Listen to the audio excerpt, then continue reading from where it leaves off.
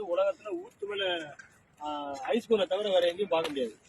உங்களுக்கு மக்கள் தான் சிந்திக்கணும். மக்கள் வந்து சிந்திக்காத வரைக்கும் ஒரு மாற்றமும் இங்க நடக்க போறது கிடையாது. என்னைக்கு நீங்க 200 ரூபாய் வாங்கிட்டு ஓட்டு போடுறதை நிறுத்த போறீங்களோ அன்னைக்கு தான் இந்த மாதிரியான பிரச்சனைகள்லாம் மாறும். வாங்க, இது வந்து ஹைஸ்கூல்ல சுற்றுச்சுவர் காங்கிரீட் கிட்டுருவாங்க.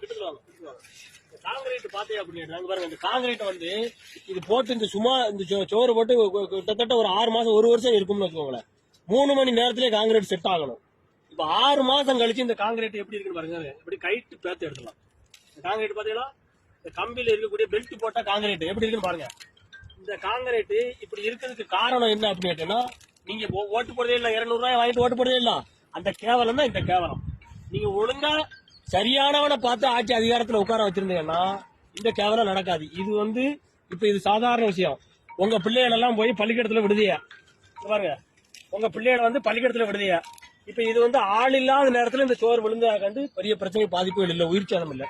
பள்ளிக்கூடம் நடந்துகிட்டு இந்த சோறு விழுந்துச்சுன்னா எவ்வளவு பெரிய உயிர் சேதம் ஆகும்னு பாத்துக்குவோம்.